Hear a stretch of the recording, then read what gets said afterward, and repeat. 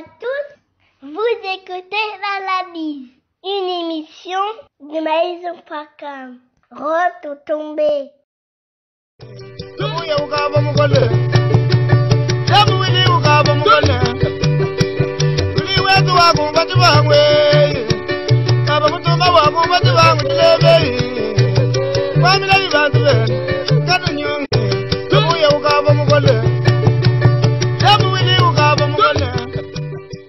Bonjour à tous, ici Paris, je suis Kerwin Maïzo. Bonjour chers auditeurs, merci de nous avoir choisis en ce 11 janvier 2019 pour suivre votre émission L'Analyse. Les titres. Félix Tshisekedi Tshilombo proclamé vainqueur de l'élection présidentielle par la CENI. Martin Fayulu conteste pendant que le Front commun pour le Congo acquiesce. Le déroulé de la publication, les différentes réactions et l'état des lieux de la situation dans cette édition. Et c'est notre rubrique l'auditeur du jour qui va boucler cette édition. Bonjour Kerwin. Bonjour Sa Majesté la Reine des Ondes, bonjour à tous. Kerwin, le Lotuza le 11, dans les 10, à 3 heures du matin, CENI a proclamé le résultat de l'élection présidentielle au Salamaki le 30 décembre 2018. Félix Tshisekedi a été proclamé président de la République. Tiabi son contexte, ndenge tolobi yango na titre, Martin Fayulu a protesté, Front commun pour le Congo, sepeli, et puis la réaction dans le monde politique, dans le monde de la société civile, et partout dans le monde. La réaction est salami, comme ça, au Tchébi son contexte ou analysant. Lelo Oyo Tozali le 11. Le 10. Résultat, il y a élection présidentielle et qui publié par Commission électorale nationale indépendante Namukuse Seni. Corneille Nanga Baserenisaki un jour avant na membre nyonso ya directoire ya Seni pour na ko délibérer sur ba résultat. Tango Basereni lobby en 24 heures ou en 48 heures ba ko pesa ba résultat. Et au bout de 24 heures, Tomoni va convoquer presse après-midi. Presse à Koti, camion à reportage à RTNC, et Yeli Bosso ya Seni Oyezala qui barricadé par ba blindé ya armée, va bloquer côté wana ya boulevard du 30 juin, pour nabasa la ba délibération na bango dans le calme, ba yeko benga batu, et ba installer ba journaliste na kati ya salle. Batu babandi kofanda na salle à peu près à partir ya 16 heures. Résultat, yeko banda ko publier yango après 23 heures. Autrement dit, tango babengi ba journaliste, Corneille Nanga promettre batu que résultat ekozala na 23 heures. Le 9. Mais au lieu banda na 23 heures, Bayeko Bandana 2 heures de retard. Autrement dit, les 10 na 1 heure du matin. Et au lieu de se comporter comme des vrais professionnels, Bango Batbabelela, gouvernement Oyo, Bazaliko Sala, révolution de la modernité. Autrement dit, Bakamatika Kaba, papier wana ba imprimé yango, na ba liste yaba députés provinciaux, peut-être ba députés nationaux, ba distribuer on a ba journalistes et ba tout na site internet ya Seni ba yebisi ba tout bon bokende kotala bango ba sali boyete après pour na élection présidentielle peut-être loko les ali ko senga solennité ezo senga neti moins le coup mise en spectacle moko bon ba ekotanga non ba sali boyete ba bandina nu kotanga circonscription par circonscription, kombo yaba députés provinciaux nyonso. Et tango bazo tanga, Po bato basala ki attention te. To yebisaki bato to lobby alias Joseph Kabila ba occupant ba okende te. Ba créer FCC, ba sali ba association kama na kati ya FCC wana il y a 400 partis politiques bidons et 300 associations creuses. Oyo soko gratter na sima eloko malongeza te. Yango wana na publication ba résultat tozaki koyoka kaka soki batangi kombo mutu bato bakokisaki se ya 1%. AAB, BBC, AACC, nyonso wana ezali ba regroupement, ba parti politique, ba biloko yo alias Joseph Kabila a créé qui pour nous conserver pouvoir. Au final, soko zui ba AAA wana, ba BBB wana, ba AAB wana, ba AACC ay wana, okoya ko aboutir ke azali na majorité ya ba député provinciaux. Or, ba députés provinciaux, bango wanande, ba bimisaka, ba sénateur. Autrement dit, Sénat, et ça déjà na maboko ya, alias Joseph Kabila. Sénat, ezali nani. Institution nini. Ezali institution oyo, et pesaka deuxième personnalité de la République. Président ya Sénat, l'actuel c'est Kengo Wadondo, Azali deuxième personnalité après président de la République. Et ce qui président Azali Azuli Kama Moutako remplacé Azali président ya Sénat. Wana bobo sana yangote. Et loko yami balé photo signalé. Ba élection salami na machine à voter. Ba résultat nyonso eyebani mbalamoko. Président, ba député, na ba sénateur. Oh, ba sénateur, ba député provinciaux, oyo ba kobimisa ba sénateur. Pour ba député assemblée provinciale nde mutu chaque province ba ko voter nani akokoma sénateur na yebisaki bino que parlement eza na ba chambre mibale chambre ya munene ya wenze ba benga ngo assemblée nationale ba voter mutu nyonso na suffrage universel dai batu nyonso ba koki ko voter suffrage ko voter universel mutu nyonso batu nyonso ba koki ko voter batindi ba député na chambre oyo ya munene oyo batu nyonso ba koki ko voter.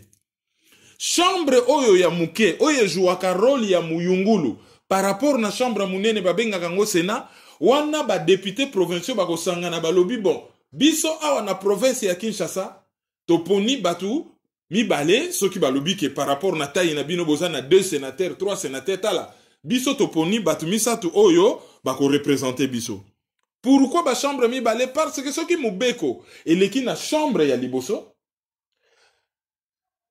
ba yunguli yango peut-être bansenge koki koleka. Donc il faut ba yungula yango mbala mibale na chambre oya likolo pona baza la sûr que bansenge nyonso ekangami na muyungulu. Muyungulu ya Sénat ezali ba trou minene.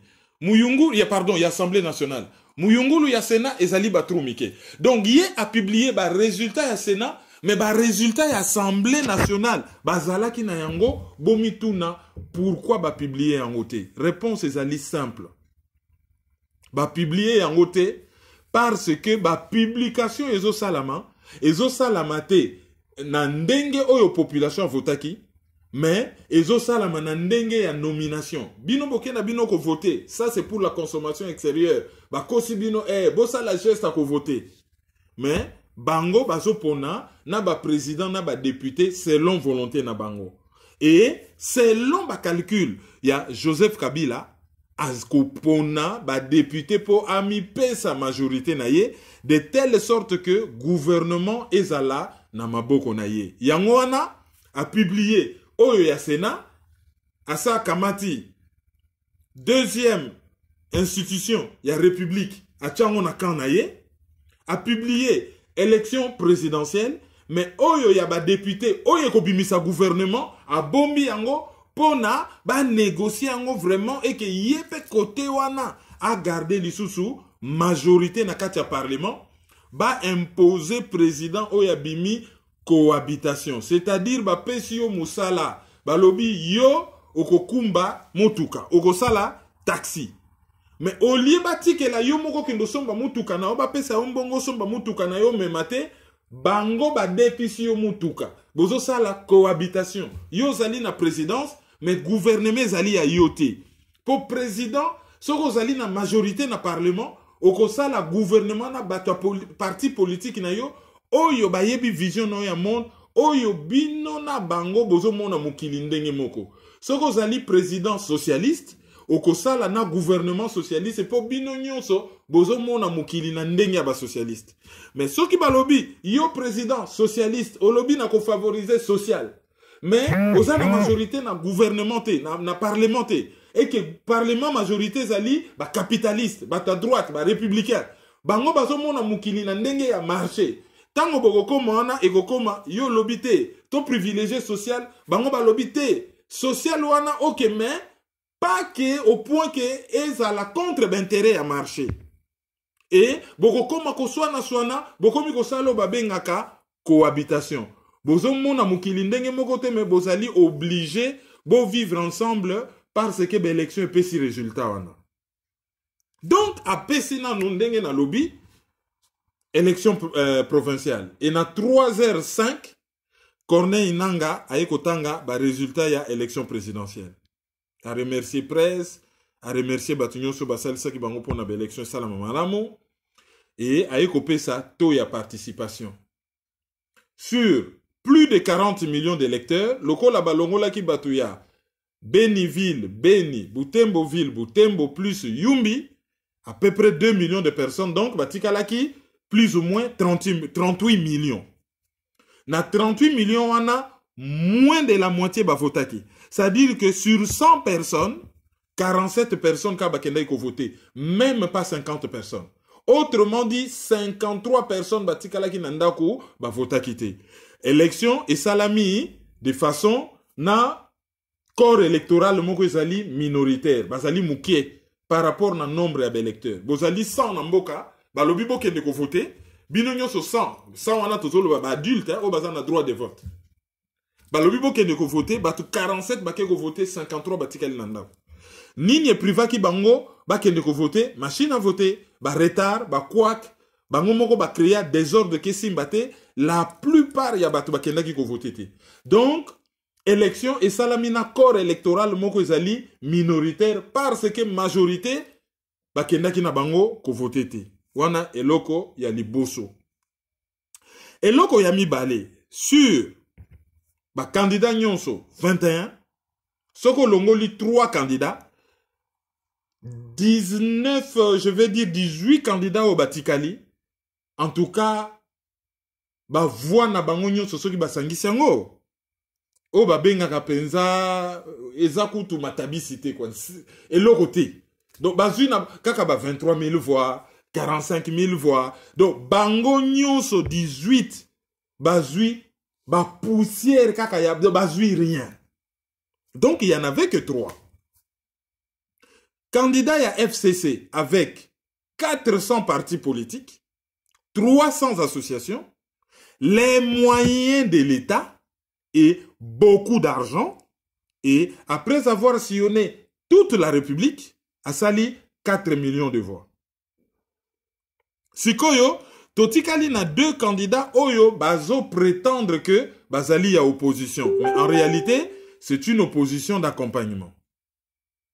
Ezali nani Martin Fayulu, ya coalition Lamuka, na Félix Tshisekedi, ya Cap pour les changements, Tandem Tshisekedi Vital Kamerhe. Mbala moko tango azo proclamé pour atako tchango toujours en désordre toyika Martin Fayulu 7 millions de 6 millions de voix. OK? Martin Fayulu 6 millions. Mbala moko Félix nani Emmanuel Shadari 4 millions de voix. Donc calcul etikalaki simple. Soko zui 47%, il y a 38 millions. Ça fait déjà moins de 20 millions. Et soki kaka otangi ba misusu wana bazui ba poussière. Ba kokisi même pas 200 000 voix, je crois, 500 000 voix, même pas. Bazaka na quelques mille, ba $100 000 na bango baby pour rien. Mais tant que tu sali calcul to comprendre Oyo ezalaki kosalama. Tango toyoki Félix Tshisekedi 7 millions de voix azali élu président de la République. Alors, sikoyo, il faut tout ça là, précision moko pona batu mingi baza ko se perdre. Pourquoi bazo loba Félix Tshisekedi président provisoire? C'est parce que Seni Moussala Naye ezali ko publier ba résultat ya élection. Et ba résultat oyo Seni a publiaka ezalaka ba résultat provisoire. Mais mutu oyo ako valider ba résultat wana. Ako komisa yango élection. Oyo ako désigner le futur président de la République ezali institution oyo babengi Cour constitutionnelle. Yangwana ba résultat ya Seni babenga kango toujours ba résultat provisoire. Tant que Cour constitutionnelle a validé ba résultat wanate, tant que Cour constitutionnelle a proclamé te nani a commis président, oyo Seni azosala ezali simple publication des résultats et ba résultat wana ezali provisoire. On a boyoki Félix Tshisekedi président provisoire. C'est dans ce sens-là. Et, résultat, il s'est publié. Tolandi Yango, Tolandi ben mission spéciaux, Tosalaki Nuit Blanche, Tina Tongo. Que dire de ces résultats? Souvenez-vous, il n'y a pas longtemps, journal français Le Point. Comment qui kabakata un article, ndenge nini Félix Tshisekedi azo sololana quand ya Joseph Kabila pona bapesa ye pouvoir. Parce que objectif ya Kabila, c'est le pouvoir à tout prix et à n'importe quel prix. Et il est prêt à tout pona ko garder pouvoir. Et na yebisa kabino na lobby, l'air batbazo se pela, oh Kabila ko se représenter, Kabila ko se représenter. Na yebisi batu na lobby, non.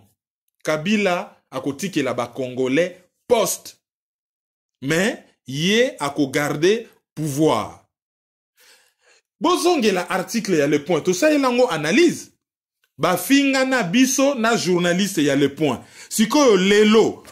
Makambu nyonso journaliste à Le Point en France à Komaki. Et c'est réalisé à 100%. Qui avait tort, qui avait raison? C'est ça la grande question. Pour publier Félix Tshisekedi vainqueur. Martin Fayoulou a télémé lango direct à lobby ezali mascarade. Ezali lo kuta. Bango bazalaki, bazali na ba PV. Bazo comprendre déjà. L'herbe élection salami. Dépouillement et salami sans que bango bazala et salami en huis clos. Et makambo salami en violation à la loi électorale. Mais tant que violation n'est ko salama, bango basala ki nini? Fichier électoral corrompu. Ba lobby ba obtenir rien. Oh serveur wana, tozan accès na serveur te. Ba mema bana batu na boulevard du 30 juin, bana batu bakenda ko kufa, ba obtenir rien. Fichier corrompu, ba obtenir rien. Longola machine à voter, longola, ba obtenir rien. Na compilation, il fallait bango bazala wana ba participer na compilation. Ba bengana bango, ba fandi pe libanda, ba obtenir rien. Après compilation, disons d'abord dépouillement, ba bengana bango. Compilation, ba tcha bango libanda. Ba obtenir rien. Sikoyo bazo lela nini. Bazo lela nini. Tolobaki yango, oyezo salama ezali aboutissement ya processus. Processus nini? E bandaka na Ibiza. Eleki na Rome. Eye na Hôtel Raphaël. Journal Le Point eye kokoma yango. Ba dialogue nkama nyonso wana objectif nini ko pesa ba Congolais poste mais ko garder pouvoir. Lelo oyo alias Joseph Kabila. Batu bazo biso tozo loba problème ezali Kabila te. Yemoko problème ezali son système. Il faut que Kabila et son système dégagent. Lelo Kabila saliango. Asali na ye, bolobi na dégagé. Mais son système est tikali. Son système c'est quoi? Il a le Sénat. Il aura le gouvernement. Il aura tous les ministères régaliens. Ba ministère où il y a pouvoir, où il y a imperium, où il y a bokonzi. C'est-à-dire ministère y a intérieur, ministère des Affaires étrangères, ministère il y a justice, donc intérieur, affaires étrangères, justice. Et à garder pe ba ministère nyonso oyo ezo na défense, voilà, ba ministère régalien, c'est ministère de la défense, ministère de l'intérieur, ministère de la justice, ministère des affaires étrangères. Et gozala contrôlé par yé na batunaye. Ensuite, oyo kozwa ba ministère nyonso oyo et permetaka na gouvernement à réaliser ba objectif na ye, a kokakosa la politique ya ba moyen na ye. Ezali ba ministère oyo et contrôlaka circuit nyonso ya mbongo, finance, budget, économie, même plan. Po nakati ya budget bachaka plan et puis tozui finance. Et ceux qui ba lobby finance, les nerfs de la guerre, ezali banque centrale. Donc, ce babi finance banque centrale nakati. Et d'une certaine manière, économie. Et kozala na maboko na ye. Ce qui ba lobby défense, c'est-à-dire banda na chef d'état-major ya armée mobimba. Na maboko na ye à travers ministère ya défense. Police na maboko na ye à travers ministère de l'intérieur. Diplomatie nyonso na maboko na ye à travers ministère ya affaires étrangères. Parquet nyonso oyo koki ko landela ba infraction. Parquet nyonso tout na maboko na ye à travers ministère de la justice. Sans compter que la justice est censée être indépendante. Cour suprême de justice na cour constitutionnelle, ba juge nommé par lui et aux ordres. Oyo ba perda indépendance. Nyonso na maboko na ye. Et le président, il a quoi? Rien.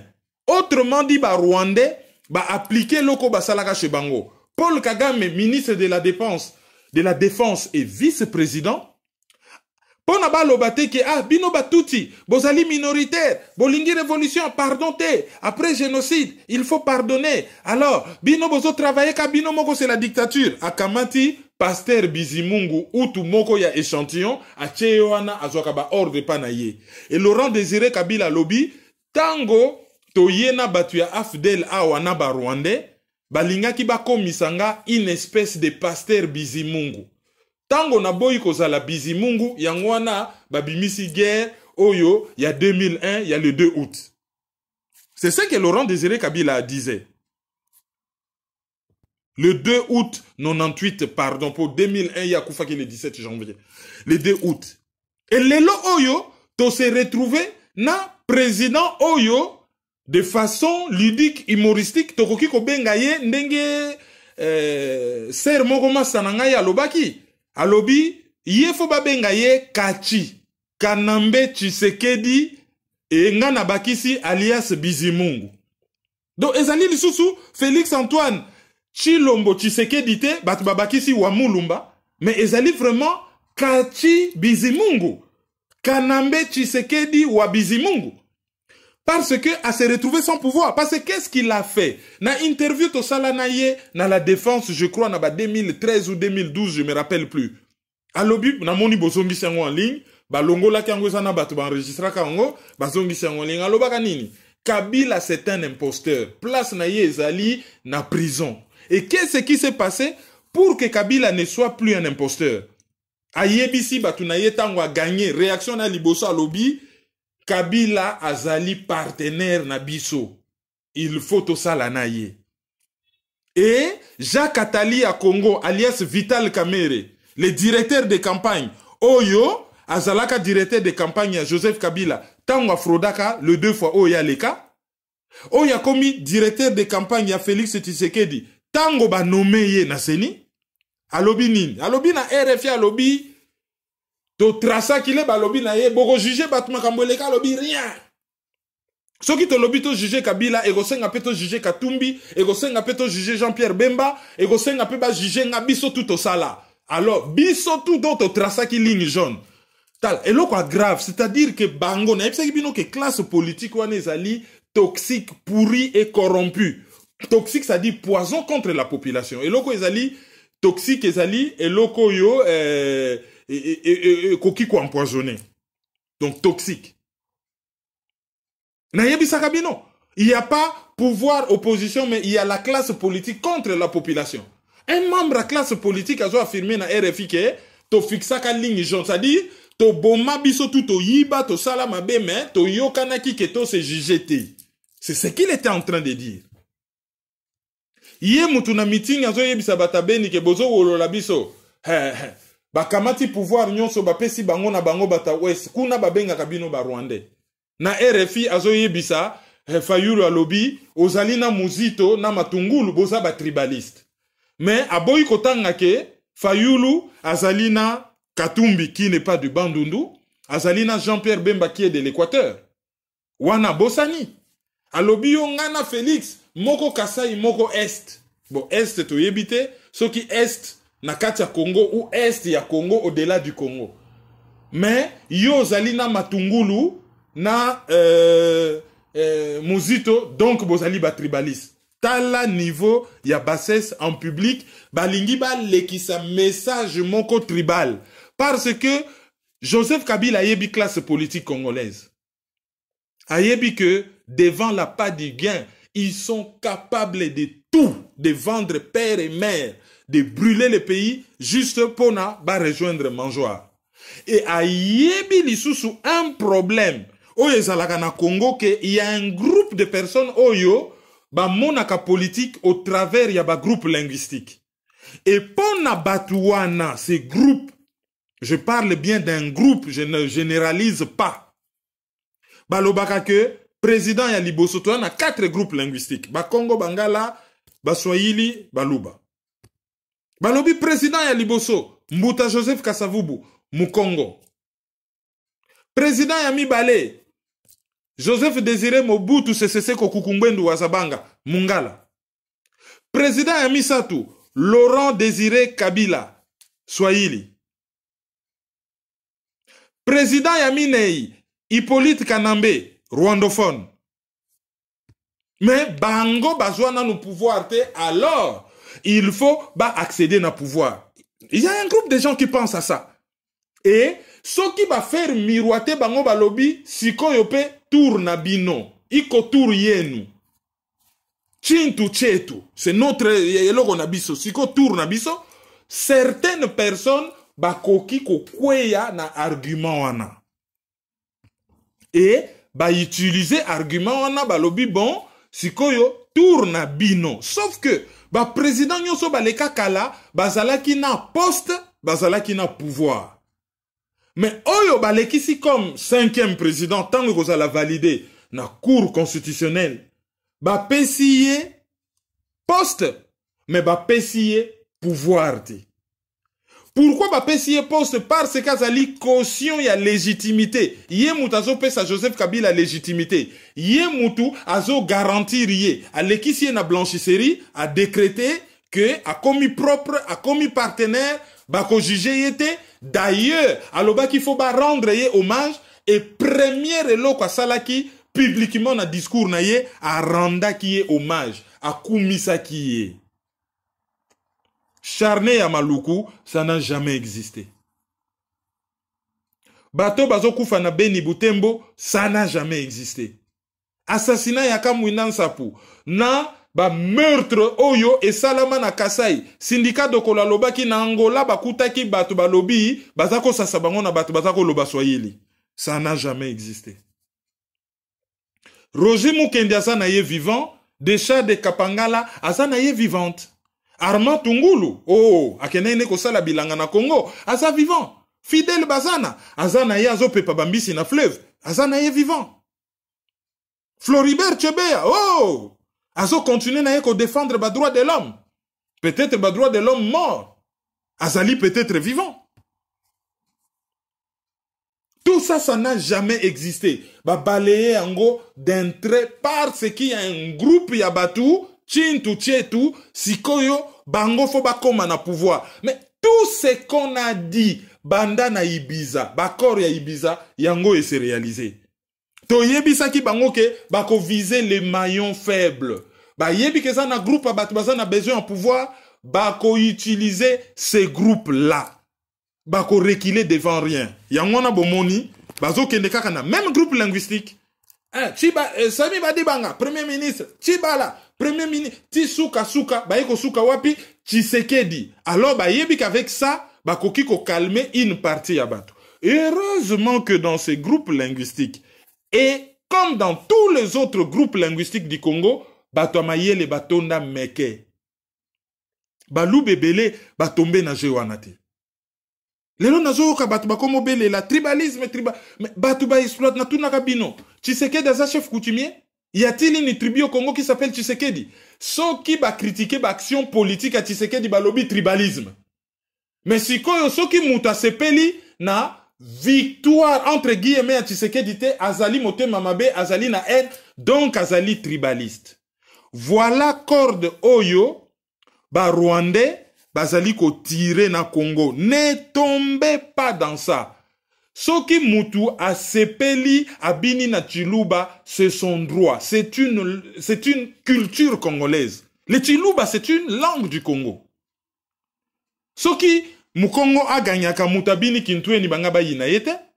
Soki musakata a ganyaka mutabini muyene bangaba yinayete. Soki mumbala a ganyaka mutabini ki daku daku bangaki ba yinayete. Donc, soki muluba gagné muluba bini kamulangu uto mutwayile bini saka yonsa batu bakoki ko se baser sur wanate mais bato yo bazo bina en chantant que tout nyata nyata bino, c'est ça la grosse bêtise. Parce que mutu moko oyo en tant que Congolais azana pouvoir ko nyata batu azati. Donc voilà ba réaction à liboso o tokoki koloba par rapport na publication ba résultat. Félix Tshisekedi a rendre hommage na base na ye, a rendre hommage na Joseph Kabila son partenaire, a rendre hommage na base na ye, à travers la base à lobby le peuple congolais, victime ya ba masta na ye ya mikoloyo. Martin Fayoulou a siliki makasi a protesté à lobby ezali mascarade et curieusement FCC bah sepeli na bango et c'est bon, c'est comme ça, c'est bon. Et toko travailler ensemble, c'est bon. Parce que bango va obtenir oyo bango bazalaki ko luka ko obtenir. Donc na sale libino déroulé à publication, na sale libino une espèce il y a état des lieux rapide. Il y a juste après publication, qu'est-ce qui s'est passé? To sali-moi recul historique pour nous rappeler que compromission oyo to bandaki ko belela batu bazo yebisa biso to sana kacha boîte mutazo to bola boîte batu bazo yebisa biso ke botika ya sala ce que talibino na nini. Oui mais soki abwaki portable na yena maye talibiso te mais lera zo to bola boîte biso to ne bale bangando à côté biso tout to godete bino bosa contre ye botika ye. Ah ben sikoyo batiki ye résultat yango wana tolobaki Kabila dégage na système na yo. Mais batimisu balobite système éthique la mais Kabila ye moko a dégagé. Sikoyo ye moko a dégagé, mais système éthique ali parce qu'il a le pouvoir. Ah bolingi nini, bacheli bino congolais bolingi nini. Mais je vais vous donner un exemple simple. Mwana na bino ayena mupaya. Abala mupaya. Boyebisi mwana bolobi selon coutume na biso to bala naka na ekolo wana te. Azali mupaya, okobala no mupaya mususu mena ekolo wana to bala nakate. Mona lobi bozo boya ye kaka pon ekolo. Non, tozo boya ye pon ekolo te mais na ekolo wana to bala nakate. Mais raison ya mibale tozo boya la ye. Aza makambu mabe, aza muyibi, aza na respecté, abomaka, asalaka makambu mabe. Donc tozo boya ye déjà pon ekolo et puis pon asalaka makambu mabe. Mwana bali. Et comme il posait un problème ya coutume, a comme il se comportait mabe, masanga, violence, tout ça. Boyebisi mwana boyaye. Mwana aboyiye. Alobi lokola bolobi nanga na boya mobali nanga ya mupaya, oyo azalaki makambo mabe na yelibino mutu ekolo na biso mwana mboka. Mais mutu ekolo ya ye na ye azali susu makambo mabe koleka. Tango bako yebisi babi me balobaki na yo tika mupaya po biso to balaka bango te mais to lobaki po tika ye po asa makambo mabe. Sikoyo ye na mwana mboka me oya asa makambo mabe koleka abomaka ayibaka aviolaka oye na o te bino bolinga kaka na tika mupaya na sina tiki mupaya na ye na mwana mboka bolingi nini. Mais qu'est-ce qui compte dans cette affaire? Ce qui compte, ezali, ba parents bazo lingate, mwana na bango abala mutazali violent, muto yazanga respect, muto yazali muyibi, muto yazali makambo mabe. Or, il se fait que na mupaya, na bana mboka, oh yozo ya na bango, bango nyonso bazali makambo mabe. Donc, bango mi bale, okoki ko bala bango te. Circonstance aggravante. Et pas ya mupaya, à part kozala makambo mabe, azali lisusu na ekolo oyo par rapport na coutume okoki ko ba l'école wanate. C'est ce qui se passe. Batu bazo ya mupayaza na ye wana azo boma, azo continuer ko sa batu mabe, batu bazo ya ko répondre que te. Bolinga ki Rwanda te, Rwanda akei na ye siko mwana mboka komi wana bozo continuer ko telemela ye. Bazo telemela ye en tant que mwana mboka to bazo telemela ye en tant que partenaire ya mobomi ya mboka. Complice et associé à Mobomi Mboka. C'est ça la nuance. Mais avantage nango. Toyeko yeba. Mingi basalaka ba Congolais. Nzo kandi basalaka ba Congolais te. C'était la tribu d'abord. Batubami bimisi des jeunes gens. Oyo ba kola na ba grande ville. Ba Lubumbashi, ba Mbandaka, ba Kikwit, ba Kinshasa. Lelo oyo. Ba longoli cet esprit national. Melting pot wana tozaki ko constituer. Bazo défendre te Moutou par rapport à son programme. Pour la campagne électorale, le programme est à la quitter. Batubakenda boyo, programme rien. Même combo ya Kabila, bototako yo kangoteo, Kabila rien. Batubakenda qui programme te. Mais, ce que tu n'y vas pas moussou, yo n'engue soutenir Moutoutel.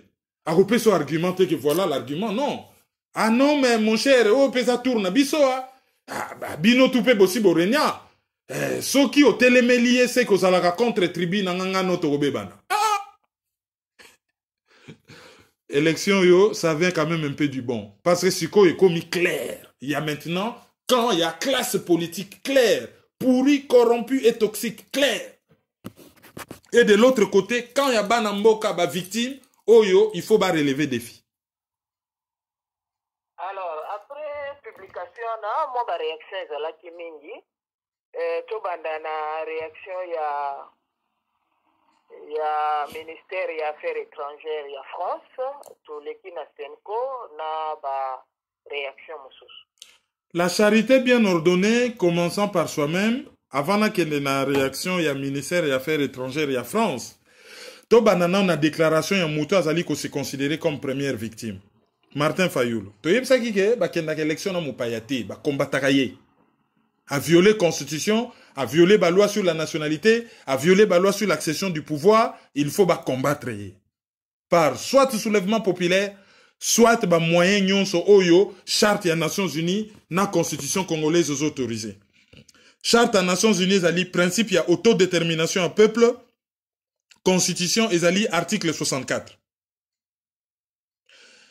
Bango bakei, et baluki milelo. Martin Fayulu lobby ezali mascarade. Ba résultat oyo bango bazanango ezali oyo Corneille Nangaa a publié te. Alobi na RFI que Corneille Nangaa yebisaki bango ke azali sous pression, azo Lukakutu a démissionné. Et azo yebisa Corneille Nangaa a publié ba vrai résultat. Oyo bango bazanango. Alobi ba bengana bango na ba dépouillement partout bazala kité mais bango bazaki na circuit na bango parallèle. Et ba rappeler Martin Fayulu ba lobby tika kozala sous-traitant. Tango batu misusu ba sali ba centre na bango compilation parallèle yo ozo compter sur Senko. Azolo banini bokendo tu na Senko ba ko pesa ba résultat. Nana ganyaki alobi ye muta ganyaki. Pesa ba résultat ote botu na Senko. Mais ye muta gagné pesa ba résultat na yo publié yango, publié ba CV na yo. Azo senga lobi il faut qu'on recompte PV par PV. Azan a raison. Moussalo yazo senga izali oyo il fallait que salama na centre ya compilation devant ba témoin na bango. Oyo il fallait que salama na centre de dépouillement devant ba témoin na bango. Basalaki bachaki bango hors circuit. Bachaki bango hors circuit. Sikoyo azo senga que Corneille Nangaa aya ko publié, non pas Corneille Nangaa, que Senko a publié ba résultat. Bien entendu, Senko a accueilli ko déclaré à lobby ba résultat oyo Corneille Nangaa publié ezali différent na oyo bango baza nango. Donc ba publier te muta gagnaki. Mais nani a gagnaki bango baboyi kotanga kombo balobi eza rôle na bango ya ko publier ba résultat te. Ba politicien bazwa ba responsabilité na bango. Batangi même pas Fayulu po soki bango bazo banga te kotanga kombo Fayulu fe baloba balobi Martin Fayulu na batu na yo ya lamuka bozwa ba responsabilité na bino. Rien. Ba résultat eza conformité. Oyo bango baza nango ezali oyo Corneille nanga publié te. Mais botanga kombo bango balingi ko publier ba résultat te.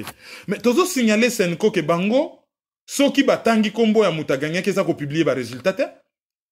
C'est ni à ça publier ba résultat. Bango nde bazo yana ko contester ba résultat ona ko koloba ke non c'est ni au kosi. Tala ba preuve oyo biso en tant que ba observateur autorisé par la loi électorale, ron na biso ezalaki ya ko mona ya ko observer, tala eloko biso to moni, le fait ya ko loba yango après publication, avant publication, ba violer loi électorale.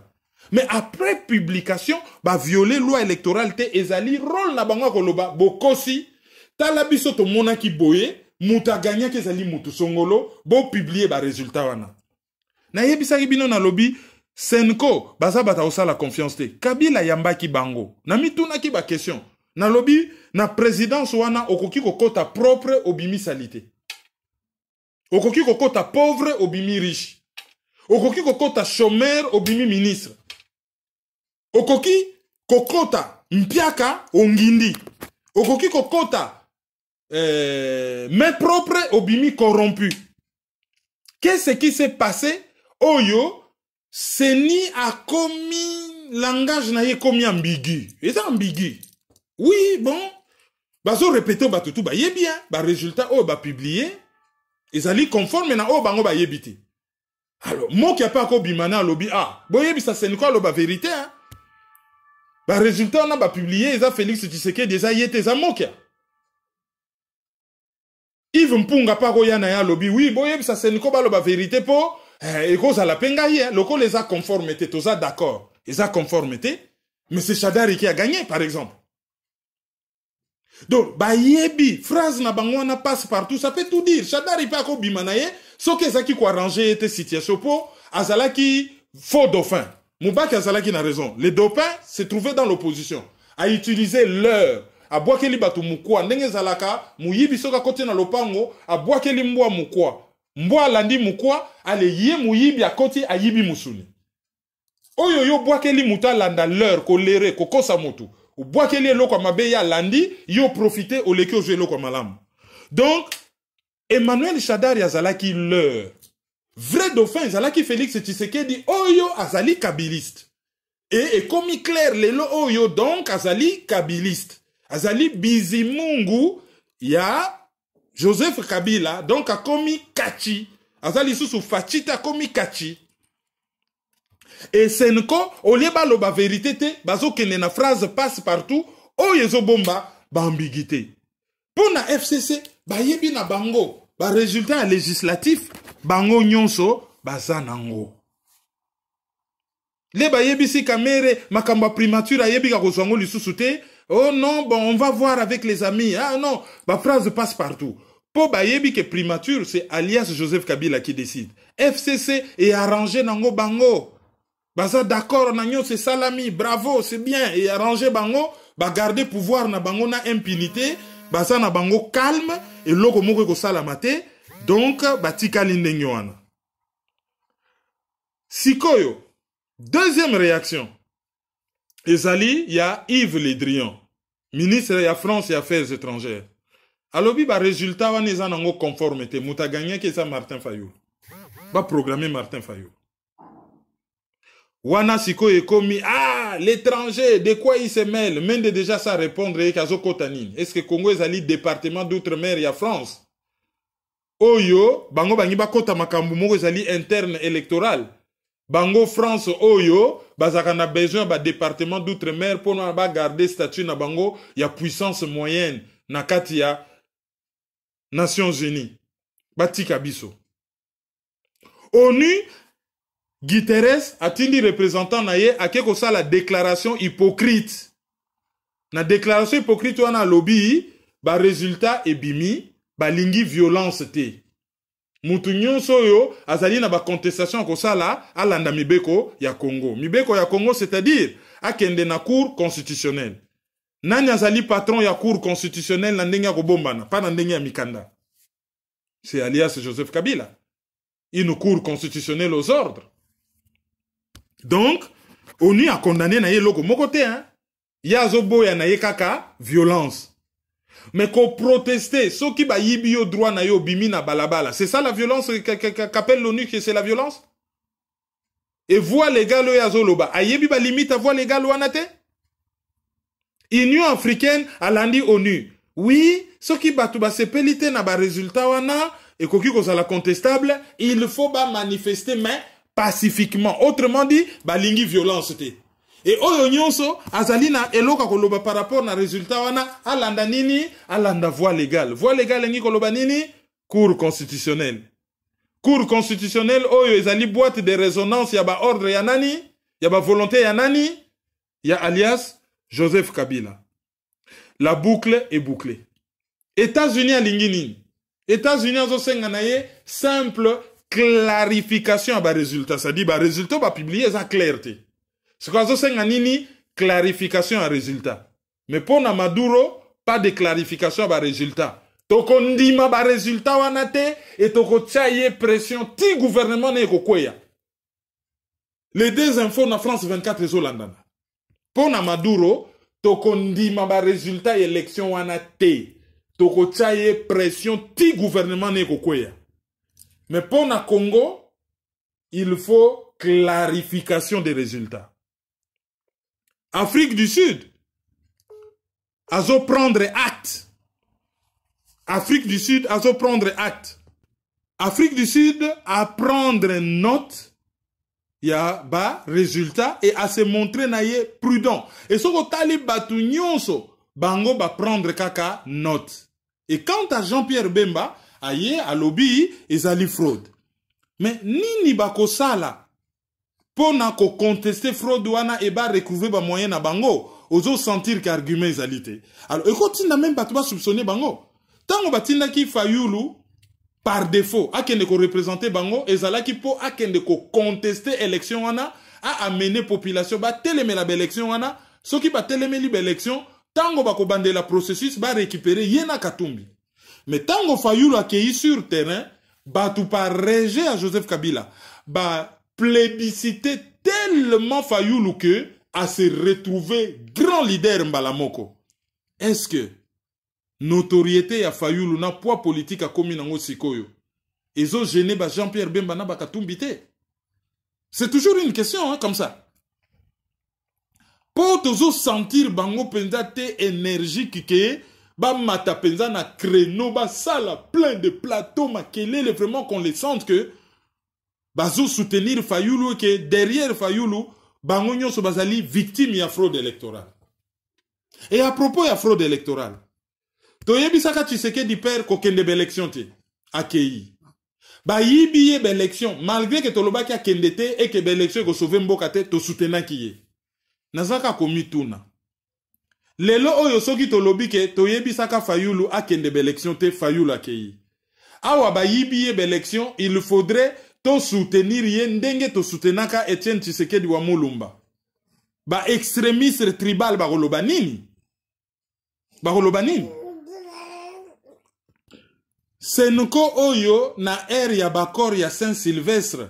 Senuko azalaka mosantu. Lelo Senuko akomi diabulu. Babosani ke kalakala il y a pas longtemps. Izalaka conférence épiscopale nationale ya Congo. Il y avait un certain Monseigneur Mulumba, Oyo, Azalaka, Moko ya Bepiscopo ya Congo, Azalaka des droits membres ya Senko. Hein? Là, batu babosani. Alors, ce qui va se passer, c'est que, bakope sa bango mwa ba cadeau à liboso ezali, bakozongi sanzoto ya Tshisekedi, et bako prétendre que, Azalaki na raison ya kozela, pour na kunda papa na ye na avec honneur. Pourquoi? Parce que, ezana batu misusu na Kasai, ba supportakate que, na kati ya rivalité Lumumba Kalonji, Lumumba Bima héros national, Kalonji Bima sécessionniste. Donc, Lokola Lumumba c'est héros national, bango pe fo bazala na héros na bango national, et bako décréter Tshisekedi pour faire un contrepoids na Lumumba.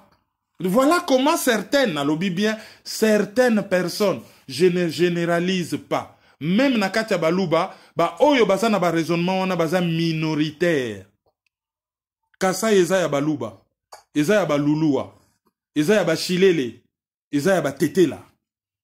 Kasai ezali multiple. Et même na kati ya baluba, bango nyonso bazali originaire ya Kabeyaka Mwanga te. Et même na kati ya Kabeyaka Mwanga, il y en a un ou deux. Oyo, bazon dimate certaines choses. Parce que bango pe bazali ba victime.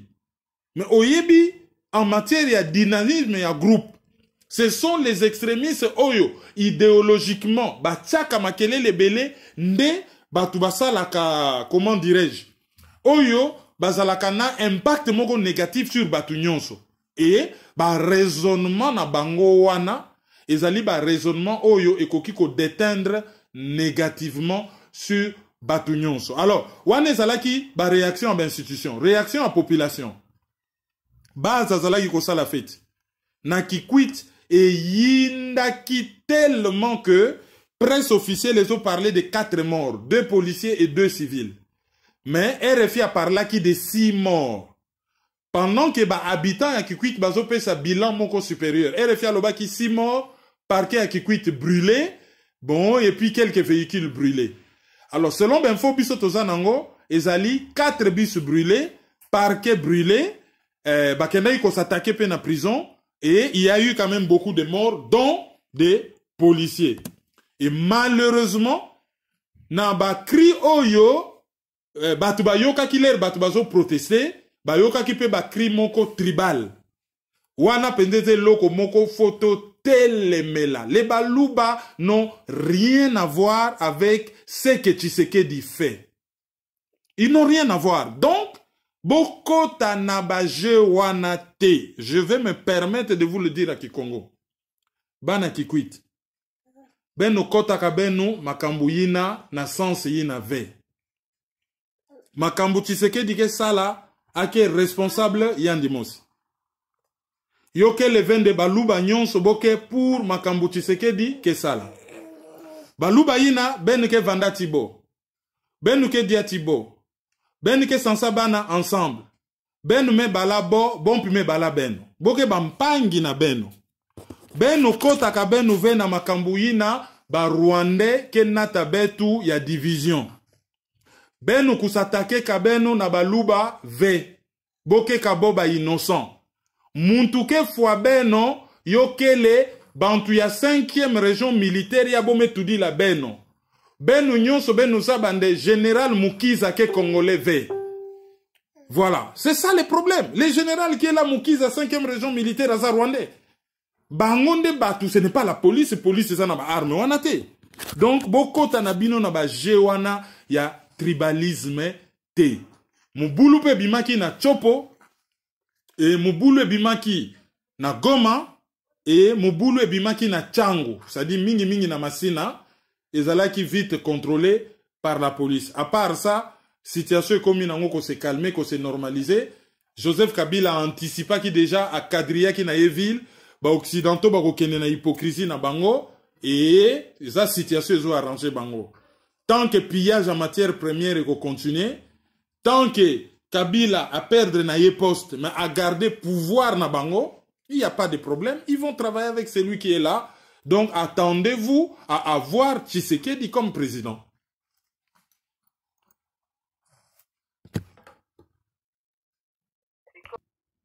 Na diaspora réaction eza nini et puis opesa biso pe suite ya ba événement ezala ndenge. Diaspora comme d'habitude ezalaka toujours deux camps, hein? Ba pro na banti. Ba pro bazo sala fête na bango sans état d'âme, hein? Ba vidéo etondi. Ba vidéo etondi bazo sala fête na bango sans état d'âme. La politique est dynamique, bazo pouvoir na bango bako kita kin. Bazo kende ko régner, sauf que kino na bako kita, ba poste nyo sezali ya PPRD, mutu na bango akozana na ba poste muke, bato ebele, bako lamuka, o balobaka na français là, avec la gueule de bois. un goût amer pour beaucoup manakin, pour c'est tellement mouqué que ils n'auront rien. Donc, et vous allez très compliqué. Bah misusu bazolo ba ke bon, le kon la ba misusu ba trahir mboka, la lutte continue. Donc, na niveau de diaspora, il y a ils allaient diviser.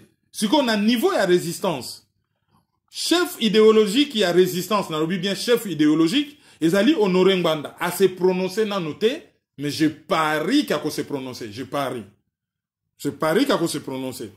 Bon, ceux qui t'ont montré qu'il y a se prononcer, je crois que tu as un mail dans le service, na yeto senga ye interview. Toyoka, ce qu'il en pense par rapport à tout cela. Hein, Togo senga, to pe sa ye interview. Mais ce qui va se passer, c'est que dans 10 jours, recours et quota, cour constitutionnel et publier résultat après recours, ce qui va annuler l'élection, il faut pour cause d'irrégularité, il faut qu'on bande là à 0. Mais pour qu'on bande là à 0, il faut mbongo. Donc on est dans une année ou dans 2 ans et Kabila reste. Ce qui va valider Yango. Bata Fayulu, Bako Lukasiko, yo ba manifester. Or, on va le faire quand il est chaud. Jour ka ba résultat Bimaki, il fallait que Batouba télémélango direct. Comme ça n'a pas été fait, c'est nous que les politiciens prennent leurs responsabilités. Sans qu'autant ba politiciens. Bango moko ba Fayulu ba victime et commis botou na Senko. Au lieu, ba prendre ba responsabilité na bango po Senko comme pense Pilate, à ce qu'on a eu maboko. Alors, plus ce temps ils ont les cas, plus Kanda Yabatu et Zokita, plus l'autre tient toujours le pays. Donc, situation écotique à la Ndengyoana. Bon, alors, Sikoyo, Félix Tshisekedi a prêté serment et tant qu'on s'est retrouvé président sans impérium, inaugurateur des chrysanthèmes, c'est alors que Batoubakomon a dit, ah, ça n'en valait pas la peine.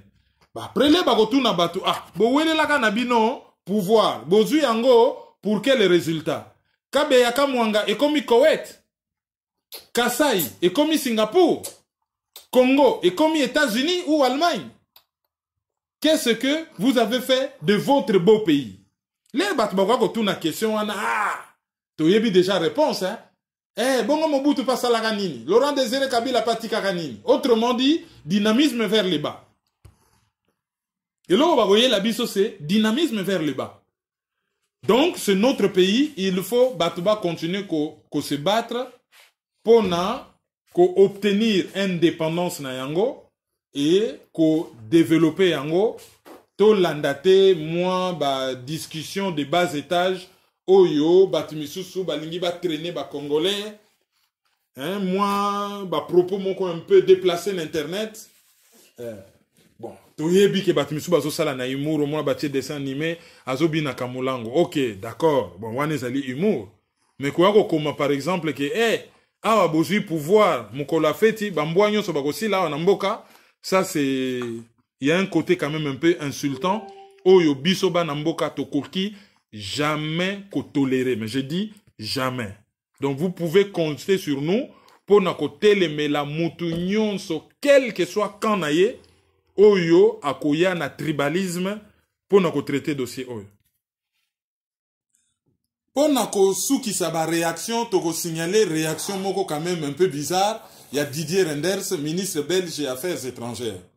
Didier Reynders oyo na 2011 à Lobaki, tango Etienne Tshisekedi Wabulumba, le père azalaka victime boki na préciser le père pour tozali na république ya bana ya. Hein, tata bazo tike la kabana, c'est toujours république ya bana ya. Toko koma ko précisaka toujours les pères et les fils, les pères et les fils. Alors, natango il y a Etienne Tshisekedi, donc le père, Tshisekedi le père. Didier Reynders a bimi sa théorie moko bizarre à lobby, il y a eu des irrégularités certes. Mais irrégularité wana ezalaki ko remettre en cause résultat te. Au lieu à condamner fraude, yé azalaki kota la conséquence ya fraude. Mais lelo oyo tango fraude mususu ya mibale ezali avéré, mais ezo dérangé mutu na bango Joseph Kabila te. Alors Didier Reynders alobi réaction na bango eko dépendre na peuple congolais. Peuple congolais bango moko batala makambo na bango réaction eko dépendre na peuple congolais. Alors pourquoi na 2011 alobaka te que en tout cas pour na Tshisekedi ezo dépendre na peuple congolais. bakomaki kaka munoko makasi ya non, il y a eu des irrégularités et ils remettre en cause. Il fallait baloba, il y a eu des irrégularités. Peuple congolais va réagir tout autant la réaction peuple congolais. Les lots Didier Renders loko la Ponce Pilate pe ah non, bino moko ba congolais bobuna na likamuna bino.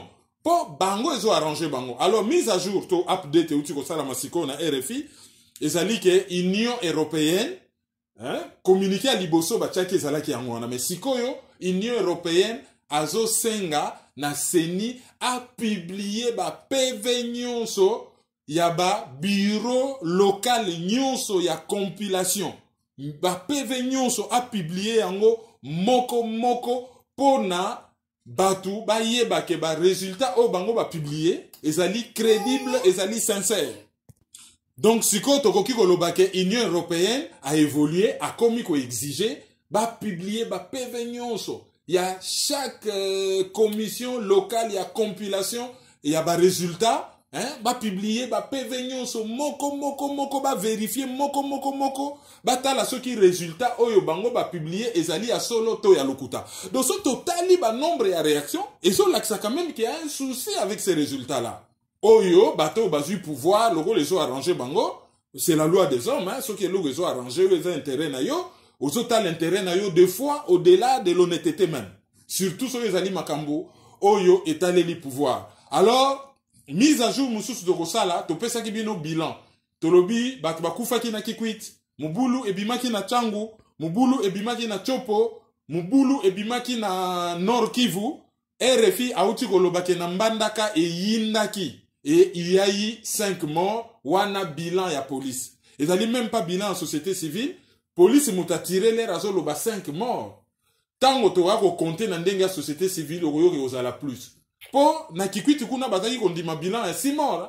Mais soko zo benga batu na Kikwit, bon bazo pesa ba bilan moko supérieur ba msuku bazo loba 16 morts. Mais toi na moyen mon côté ya ko vérifier bilan on a comme tel. Mais quand même il y a eu beaucoup de morts.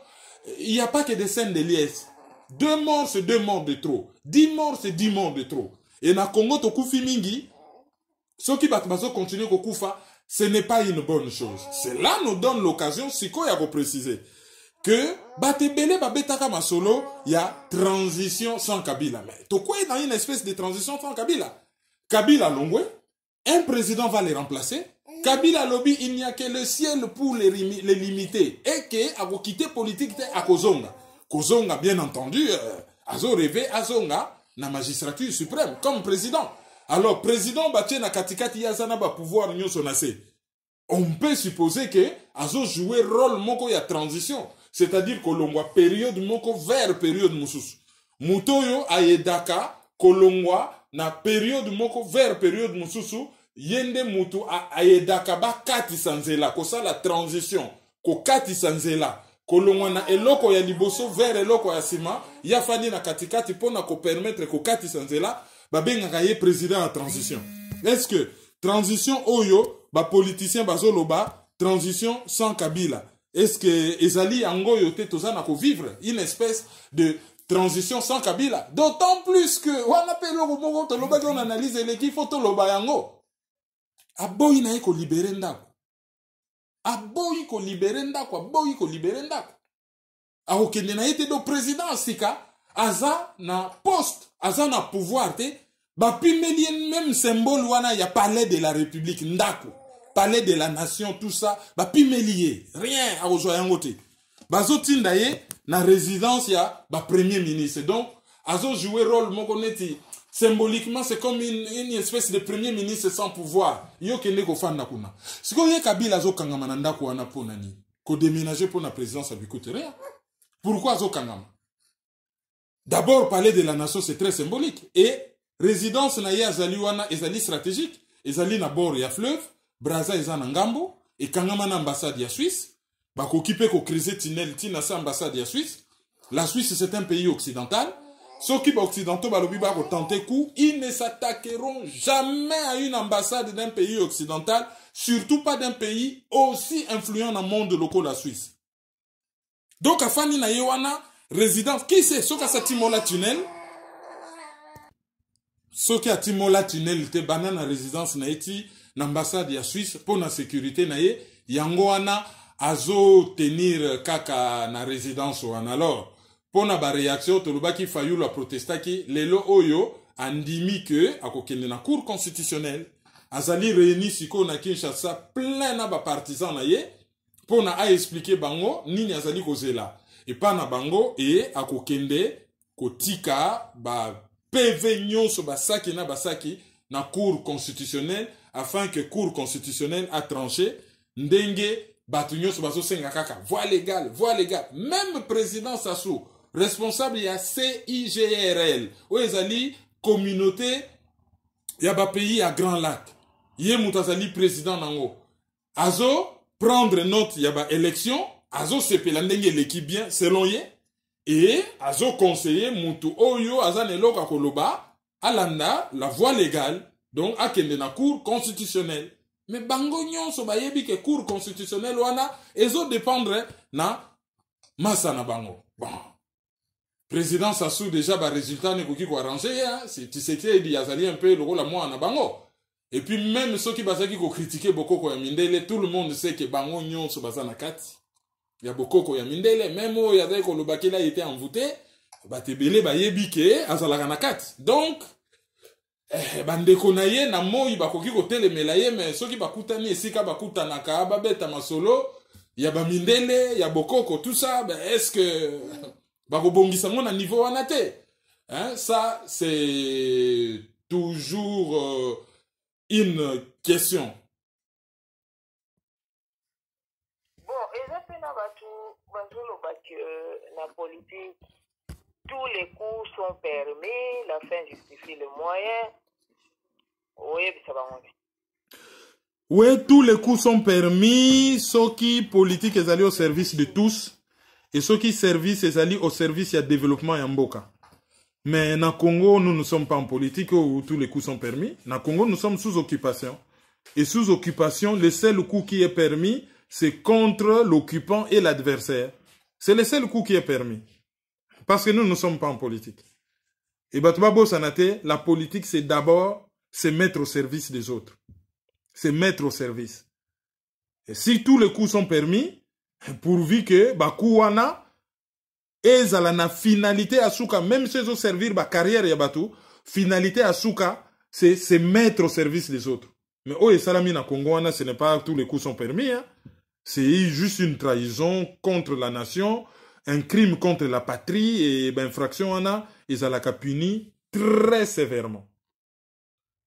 Avant tous les canaux auditeurs du jour pe na ba communiquer. Hein, na yebi que ça lit quand même interrogation peut batebele bazanango que devient les combats est-ce que ba résistant ba koko manini na ko rappeler bango quelque chose de simple, la prière de cowboy. Prière du cowboy et loba, Seigneur protège-moi de mes amis car mes ennemis moi-même je m'en occupe. Po ami na yo oyo sala kaye confiance yende mutakoboma yo. Batebele ba considéraka opposition d'accompagnement comme ba ami na bango, ba résistant belé. Opposition d'accompagnement yeyo ache bango poignard dans le dos. Yangwana il fallait que ba yebi sanzam babi non, Seigneur, protégez biso na ami na biso opposition d'accompagnement. Pour ennemi na biso alias Joseph Kabila, biso moko tozo bundisa ye. Alors sikoyo makambo salami ndenge et salami. Que ce que les gens doivent faire. Non, il faut basepe la balobi non makambo comme clair. Les faux amis à la kisi qui il était réellement. Ba faux résistant, ba faux combattant, ba la kisi bizaleli. Siko makambu est commis clair. Toyebi qui est qui. Na niveau ya politique, toyebi siko bango nyonso ba se grouper na classe politique, baza na camp na bango. Bien entendu, ils ont quand moko baso lela, ba yibi bango victoire électorale mais banda kala balela kalela ceux qui ba accompagner qui système te ndeto suka na milelo oyote. Alors, côté ya société civile, population, ba te belé, basala ki kakate, ba politicien, baso bundela mboka, bango baso bunda sur terrain, bomoni résultat ya ko bunda sur terrain. Ba kendaki ko bundela ba CV na bango, ba kendaki ko bundela ba kombo na bango. Bakendaki ko bundela honneur na bango, bakendaki ko bundela goût na bango, ya ko accéder na pouvoir sikoyo ba atteindre objectif wana. Donc tokoki koloba te que so babito salama bilan pour na combat ezanini. Réponse ezali à court terme c'est un coup dur, mais à moyen et à long terme c'est qu'un avantage pour le combat. Pour le combat pardon. Donc il faut toujours qu'on yeba qu'on transformer et l'orezo bimaneti désavantage qu'on récupère à son compte et qu'on balousa yango qu'on komisa yango un avantage qu'on komisa yango un atout qu'on komisa yango un instrument du combat. Donc batu ba lela lelate batu ba safolete et loko moko salamité c'est un épiphénomène. C'est juste une petite bataille de clarification. Oh euti ko salama, les grands combats pour la libération du Congo continuent. Ba carte ezali redistribué, ba acteur siko ba yebani clairement qui n'est pas avec nous et contre nous. Donc les combats continuent. Relevez la tête, relevez-vous. Le Congo c'est votre terre. Battez-vous pour votre terre. Quelle que soit la durée de la nuit, le soleil finira toujours par apparaître. Et lutte continue. Victoria est certa. La lutte continue et la victoire est certaine. Sikoyo, avant l'auditeur du jour, je me permets à tangi la bino communiquer moko et outi na association Yabana Kauka o bazalia na poto ko informer que papa Mongonda, papa Mongonda, oyo Bongonda pardon, oyo azali papa. Par exemple, il y a pasteur Bongonda na Belgique, azali papa ya Erenga Bongonda na Grande-Bretagne, azali papa ya PDG Makambu, douanier oyo bayembaka mingi PDG Makambu, akufi, azali papa ya Kauka, lopango ezali na avenue Frontière, oyo batimisus bayebi na kombo ya Bongolo, na ngambo ya Kauka babengaka yango Frontière. Et puis kaka association bana Kauka, bazo informer lisusu ba membre to batu nyonso oyo bazali intéressé que changer oyo na kombo ya mpia oyo azali mutu ya staff Matebu. Staff Matebu ezali croisement ki mwenza Bongolo, croisement ki mwenza Frontière, changer wana pe mpia akufaki. Bobo sana pete communiquer ototelaki bino na analyse ya l'ENF José Mumbili. Oyo azali neve ya Antonio, grand frère ya Kabengele, yepe akufi toujours na Bongolo Frontière, un peu na C. Donc association Abana Kauka bateli biso équivalent il y a 3 communiqués ya matanga, nos condoléances na association wana, nos condoléances na ba famille nyonso oyo ezali éprouvé, spécialement famille ya Iyenga na pasteur Bongonda na Belgique. Auditeur du jour. Auditeur du jour na biso ya liboso ezali Emmanuel oyo azali na Canada.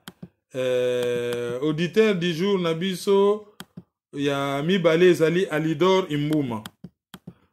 Auditeur du jour na biso ya misatu ezali José de Londres Sidabilele. Auditeur du jour na biso ya Minei. Bon, oh, nalobaki Emmanuel na Canada, ezali frère Emmanuel. Auditeur nabiso Yaminei ezali Ngaba Lemba. Yamitanu ezali Delisala. Et puis Tokosuki sa na Attila Pakasa azali na Tunis. Et puis voilà, bon, tozwa quelques mamans. Alors, côté ba maman, tozui Nad Louone, maman Yaliboso, ou madame Yaliboso, Yami Balezali, Nad Louone azali na Belgique, Fran Vumbo azali na Grande-Bretagne, et Tokosuki sana Rita Vumbo, ye azali awa na France, disons, Tokosuki sana Jetupola nde toebimbo kazalite. Voilà les quelques auditeurs naba auditrices du jour tozalaki na mpo na lelo. Et puis il y a aussi Jules Ilunga, voilà, Jules Ilunga. Juste une question. Est-ce que dossier Andou le kozonga na table awa l'élection salami? Batu mingi bazo militer pour na ke dossier andoule ezonga na table, comme si pour na bango il suffisait qu'à l'élection et ça la membre, les problèmes fondamentaux demeurent. Mais sanction on peut avoir musicien et ou milite tellement que il faut que une voie de sortie parler haut, oyo et quoi arranger tout le monde. Que personne ne perde la face. Hein, il y a la possibilité, il y a que solo là, na banamboka o ya ba musicien pour que personne ne perde la face et que qu'il y ait une sortie par les hauts ou il faut arranger tout le monde. Et story Emmanuel Ilunga izani parce que y a utaki na diaspora et puis azalaki ministre o azalaki s'occuper na makamba diaspora. Ben sort na yezali ke azali na élection législative tozela ba publier ba résultat ba décider que ba ko publier ngo dans 10 jours, on ne sait pour quelles raisons, mais ali pour des raisons de calcul politique ba ko publier ngo dans 10 jours à peu près. Et ceux qui va publier ngo tango batu ya beni ba ko sala ba élection, bon cour constitutionnel pe ko lobake ba obligé batu ya beni Butembo Yumbi ba sala ba élection et ba incorporer ba résultat na bango na kati ya ba résultat o basi ba publier, ça aussi ce n'est pas exclu. Merci ndeko ndenge bolandi biso, te remercier Marquis Sigo utazalaki na réalisation lelo. Ayeko beta pe mo musique na ye. Te remercier bino nyonso ndenge bolandi biso et totombeli bino mikolo elamo tokutana na analyse koya. Merci, au revoir. Ouais, juste qu'on rappelle paypalmaizo@hotmail.com, chaîne YouTube Kerwin Maizo, bolanda biso na Debriefing Media Channel, bolanda biso na Sepela TV, bolanda biso na ccdp-rdc.com, to na Congo Éveil Radio chez Jean-Bart Mouchoulou na New York, ba téléphone 0033 758 469 414 ezali Lika Mobile ya France et puis WhatsApp ezali 0033 763 55 38 46. En tout cas, merci mingine bolandi biso, botika la malam. Au revoir. Au revoir.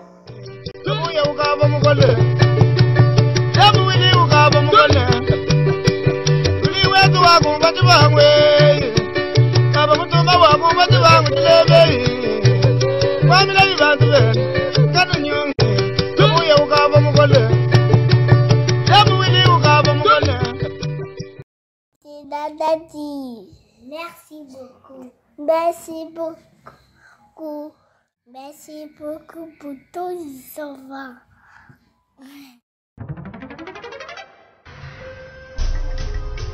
Yo, petit à petit, Kerwin implique Banakin. Fouta ici, fouta par là, fouta autant. Dans les mille qu'on foutait là. Peuple congolais. Yo, qui n'est le tozaba colocataire? Où est Zali colocataire? Qui n'est le tozaba colocataire? Où est Zali colocataire? Qui n'est le tozaba colocataire? Où est Zali colocataire? Qui n'est le tozaba colocataire? Où est Zali colocataire? Donc c'est soutenir. Il faut lutter pour une nouvelle société. Mais pour la lutter, il faut que la arme, il y a vérité, il y a justice. Tontika le puta, tontika l'hypocrisie. Mboka qui est na parti, mboka qui est na sans position, la génération n'a pas besoin de qui est na sans position, sans solution. Mais nous vivons dans les pays un temps de confusion, d'obscurité, de désespoir. Mais nous savons qu'au plus profond de la nuit, l'aurore pointe déjà à l'horizon. Analyse sur la liste.